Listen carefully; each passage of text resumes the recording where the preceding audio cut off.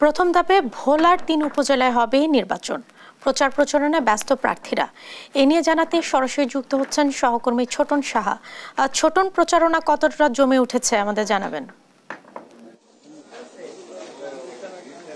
ধন্যবাদ জেসিকা। আপনি যেমনটি বলছিলেন যে ভোলার যে দ্বিতীয় ধাপে কিন্তু ৩টি উপজেলা নির্বাচন অনুষ্ঠিত হতে যাচ্ছে। ভোলা সদর, দৌলত খান এবং বোরহানউদ্দিন উপজেলা, এই ৩টি উপজেলায় কিন্তু দ্বিতীয় ধাপে নির্বাচন অনুষ্ঠিত হবে। এবং গতকালকে প্রতীক বরাদ্দের পর থেকেই কিন্তু আমরা দেখেছি যে যারা প্রার্থী রয়েছেন এই ৩টি উপজেলায় কিন্তু ৩৭ জন প্রার্থী রয়েছেন এবং তারা কিন্তু নেমে পড়েছেন প্রচার প্রচারণায় এবং তারা গণসংযোগ করছেন। ভোটারদের মন জয়ে কিন্তু তারা নানা রকমের কিন্তু প্রতিশ্রুতি কিন্তু তারা দিচ্ছেন। ভোলা সদর থেকে চেয়ারম্যান পদে ৩ জন, ভাইস চেয়ারম্যান পদে ৪ জন এবং মহিলা ভাইস চেয়ারম্যান পদে ৬ জন প্রতিদ্বন্দ্বিতা করছেন। একই সাথে দৌলত খান থেকে চেয়ারম্যান পদে ৫ জন, ভাইস চেয়ারম্যান পদে ৪ জন এবং মহিলা ভাইস চেয়ারম্যান পদে ৪ জন প্রতিদ্বন্দ্বিতা করছেন। এবং বোরহানউদ্দিন উপজেলায়ও কিন্তু চেয়ারম্যান পদে ৪ জন, ভাইস চেয়ারম্যান পদে ৪ জন এবং মহিলা ভাইস চেয়ারম্যান পদে ৩ জন প্রতিদ্বন্দ্বিতা করছেন। অর্থাৎ বলা যায় যে নির্বাচনের যে অবস্থা সেটি কিন্তু অনেকটা জমে উঠেছে। আমরা একটু ভোলা সদরে রয়েছি এবং এখানকার যিনি মহিলা ভাইস চেয়ারম্যান পদে প্রতিদ্বন্দ্বিতা করছেন তার সাথে একটু কথা বলবো। আমরা জানতে চাইবো আপনি ভোটারদের কাছ থেকে কেমন সাড়া পাচ্ছেন, আপনার প্রতিশ্রুতি কি? ধন্যবাদ আপনাকে।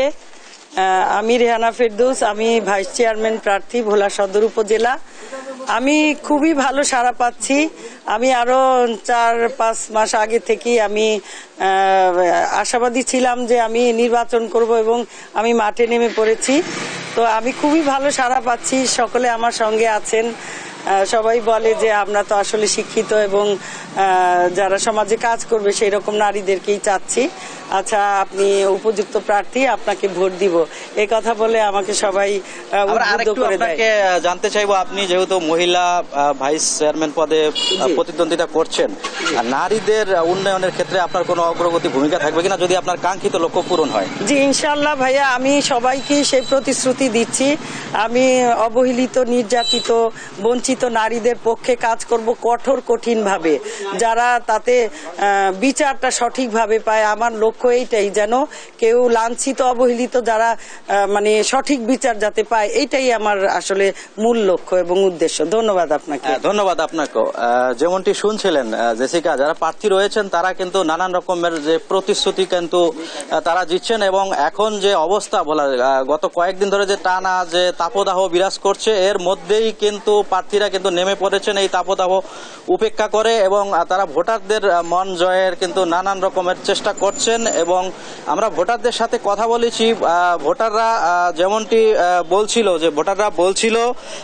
যে প্রার্থীরা যতই প্রতিশ্রুতি দেখ না কেন, তাদের কাছে যাকে যোগ্য মনে হবে এবং যাকে ভোট দিলে এলাকার উন্নয়ন হবে এবং তাদের যে কাঙ্ক্ষিত যে প্রত্যাশা সেটি পূরণ হবে, এমন লোককে কিন্তু তারা বেছে নেবেন। এবং আমি যদি জানিয়ে রাখি যে ভোলার যে 3টি উপজেলায় কিন্তু ভোট কেন্দ্র রয়েছে 142টি এবং এখানে 7 লাখের অধিক কিন্তু রয়েছে ভোটার এবং আগামী 21 মে এই ভোট গ্রহণ অনুষ্ঠিত হবে। এবং আমার সাথে জেলা রিটার্নিং অফিসারের সাথে কথা হয়েছে, তিনি যেমনটি বলছিলেন যে ইতিমধ্যে তাদের যে প্রস্তুতি সেটি তারা সম্পন্ন করেছে এবং মাঠে কিন্তু প্রার্থীরা যাতে আচরণবিধি লঙ্ঘন না করে সেক্ষেত্রে প্রার্থীরা নির্বাহী ম্যাজিস্ট্রেট কিন্তু মোতায়েন রয়েছে এবং তারা বাড়তি সতর্কতা ব্যবস্থা রয়েছে। এবং এখন পর্যন্ত বলা যায় যে নির্বাচনের যে পরিবেশ সেটি অনেকটা সুষ্ঠু রয়েছে, কোথাও কোনো প্রভাব বিস্তার বা সহিংসতার খবর নেই এবং ভোটাররা মনে করছে যে একটি উৎসবমুখর পরিবেশে তারা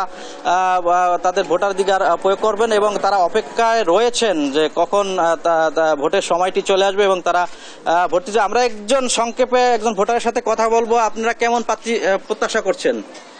আমরা প্রত্যাশা করছি এখানে সুষ্ঠু, অবাধ, নিরপেক্ষ নির্বাচন হবে।